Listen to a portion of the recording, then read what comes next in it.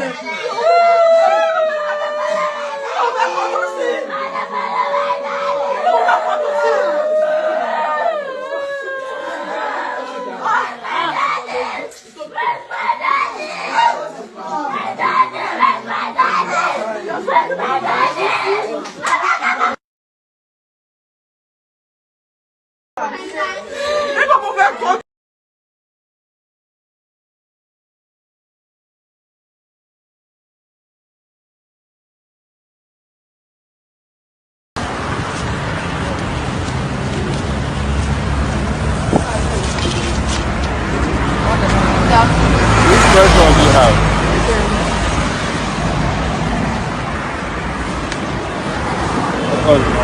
Right, please, down.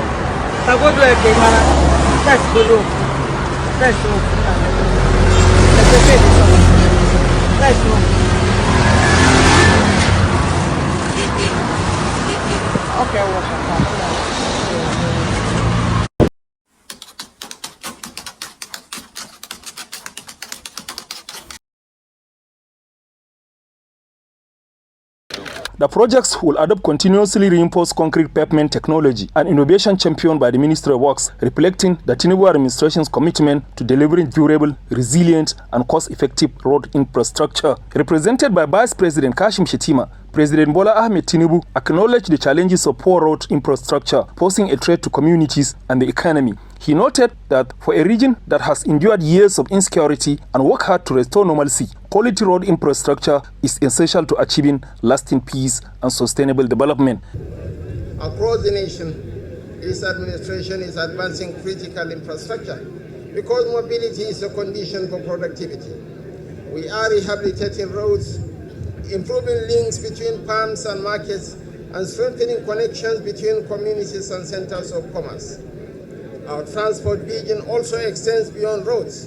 We believe that efficient railways reduce pressure on highways, lower freight costs, connect production centers to markets, and give Nigerians safer choices.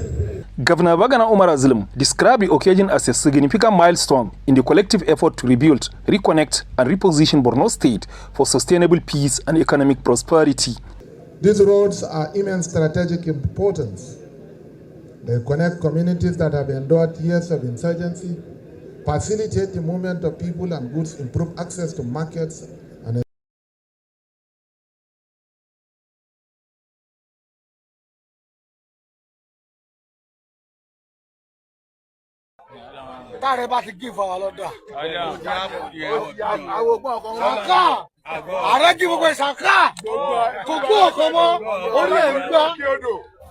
Yes. Call long betira. Oh, you boys, our Fulani. I could give order. I could give order. I can't give order. How? I'm betira. I could give order. Can't give order. Baba can't give order. How? Yes. Can't give order. Can't give order. How? I'm betira. Shaka. Can't betira. 1994, kọlọ gbé wá sísá. Kọlọ gbé sísá. Baba, olóòdò, káàlẹ̀ bá ti give order. Come up with yes. 1994. Àwọn ọmọ wa ṣe àmà ní màlúù káàkiri. Àmà ní màlúù káàkiri pé Sàká, kọ́mà ní màlúù káàkiri.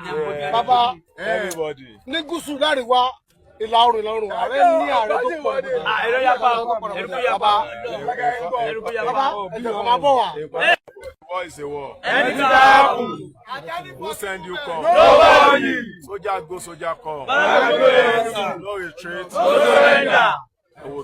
Àwọn ò ní mọ̀ọ́ṣe láti sọ. Ṣẹ́gbọ́ àní mọ̀ọ́ṣe láti sọ. Ọ̀dà làwọn ń dúró dé.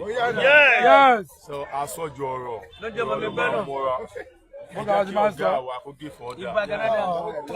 Nigeria government ẹ ti ríṣẹ́ wa ẹ ń rọ́wọ́ wa bẹ̀rẹ̀ à ń pariwo but ẹ fún ọ̀gá aláṣẹ ọ̀gá tàwa wá pa wá láṣẹ ẹ máa mọ̀ pé ó kàn fún wa lọ́dà àwọn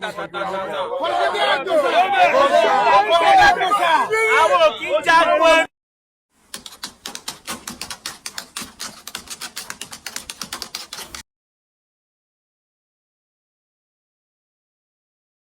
There were skeletal programs reflecting the current realities.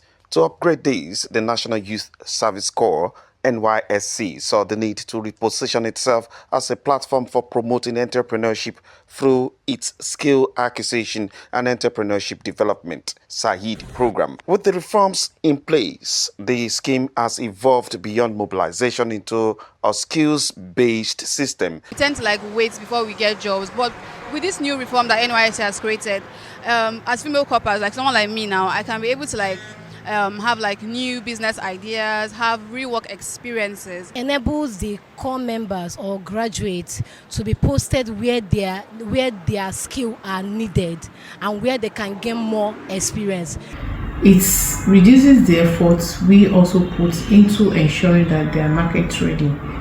Some of our programs that we have for core members and early careers include the power system training, which is for the electrical, electronics and graduates, and also the Infra Connect for the structural civil engineering graduates. It exposes them to real life experience. Under the new framework, for example, every core member will be required to choose one of 11 specialized streams upon registration. In Lagos, Lanre Belayi, NTA News.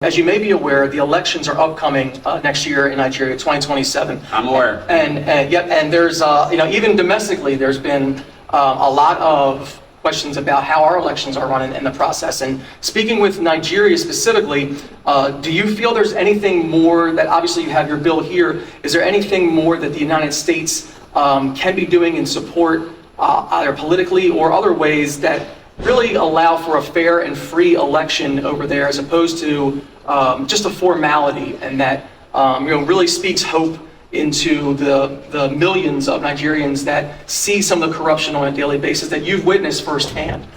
Yeah, what I'd say is that we're certainly going to be watching these results and how these elections unfold and how they're executed. And that's something that myself and the administration are going to be paying very close attention to. You are partnering with Congressman Smith on some bills that are being presented on the floor coming up here.